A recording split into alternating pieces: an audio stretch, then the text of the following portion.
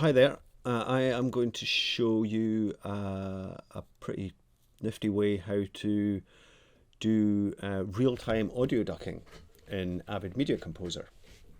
So traditionally, as editors, we will use one of a few methods. You can use the kind of cut and dip the audio. So for example, this is a bit of voiceover.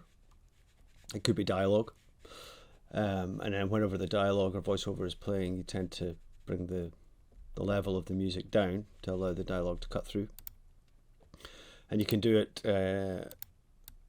either by cutting the audio, bringing that piece down, adding a couple of dissolves, etc. But over a long edit, that can be pretty time consuming, and it can be really time consuming when you're kind of moving things around. So for example, there's a bit of voiceover, you have to move it, then you have to move any of the edits or keyframes, and even using Avid's built-in audio ducking facility, which essentially uses keyframes, that can get messy as well. So I'm going to show you a way to do audio ducking that works completely in real time, and it uses a technique called sidechain compression, and it is the technique that is used in the audio dub and on radio. For example, you can hear when the presenter talks on the mic, the music dips, and when they stop talking, the music comes back up, and that is using sidechain compression. And I found out recently that you can actually do it real time in Avid Media Composer. And what you do is you use one of the real time audio effects, which can be applied to the mixer in these slots, called a compressor. Here we go. So a compressor is an audio tool which automatically controls the kind of dynamic range of audio signals. So if there is a piece of audio which is has really quiet parts and really loud parts, it listens to that audio and it in real time can level them out. And it's used in music, it's used in audio mixing all the time. But it also has this kind of clever other facility called sidechain. And basically what it does is it can control the level of one signal by listening to another signal. So what we can do is, if we apply this compressor to the music channel, but make the sidechain listen to the VO track, it will control the level of the music when it hears the voiceover. And the way we do it is you add it to your music track, and crucially you have to turn on this bit here, sidechain, and it's this little blue key here. So now the compressor is listening to its sidechain input, otherwise known as the key input, and you set that to be the voiceover track. So I've got my voiceover on 10. So I make it listen to 10. And then you need to set these controls. So the ratio is basically how much the gain is reduced by a factor of this ratio. So if we have it, let's say 5:1, it is reduced once the compression kicks in by a factor of 5. And then the threshold is when you want that leveling, that compression to begin. So in this case, we set it actually pretty low because we want it as soon as the voiceover appears. So let's set that to, 34. The attack is how fast the gain reduction will kick in as soon as it hears the voiceover. So we want that to be pretty fast. We want it to the music to come down quickly. And then release, the opposite, we want it actually to come up pretty slowly.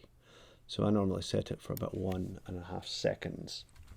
And the knee is just, that's a very subtle parameter. That is how quickly after the threshold that the compression kicks in. So I just set it to about there. So now that we've got that on there, what I'll do is I'll bypass it first, and I'll play this bit of music, a few bits of voiceover, and you'll hear how the voiceover kind of gets buried in the music. And then I'll turn this on and you'll be able to hear the difference. So here we go. This is without the compression.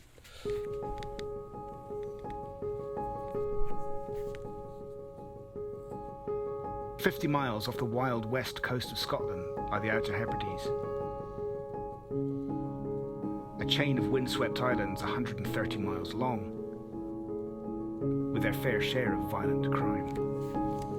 Okay, so obviously that is getting buried in the music. But if we turn this compression on with all these settings, so it's now listening to the voiceover on A10, but applied to the music.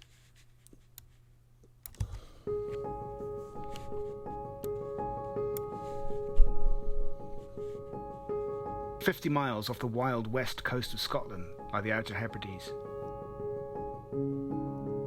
a chain of windswept islands 130 miles long, with their fair share of violent crime." There. So, and if you look at this meter, that's GR, that stands for gain reduction. That is the amount in dB that the music is essentially being turned down every time it listens to the VO. I'll let you play that again. Look.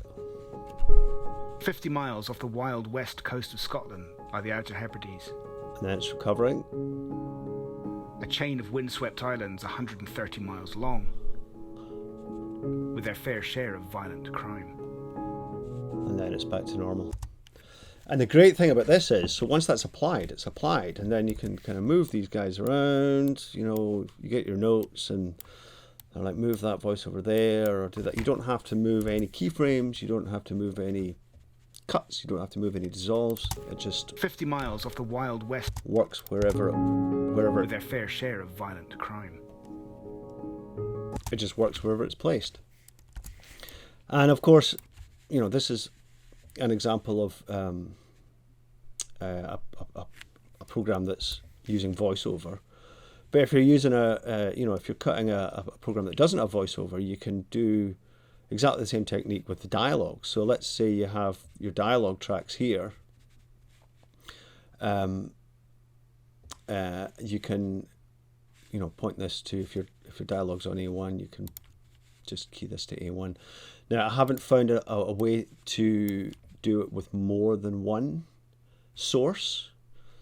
So if you've got perhaps 4, 5, 8 dialogue tracks, you can only apply one. So I'm trying to work out, there's something here called groups, and I'm trying to work out if I can see if that works, but I don't know yet. But anyway, this has been a bit of a game changer for me, and it saves a lot of time. So hopefully, hope it works for you.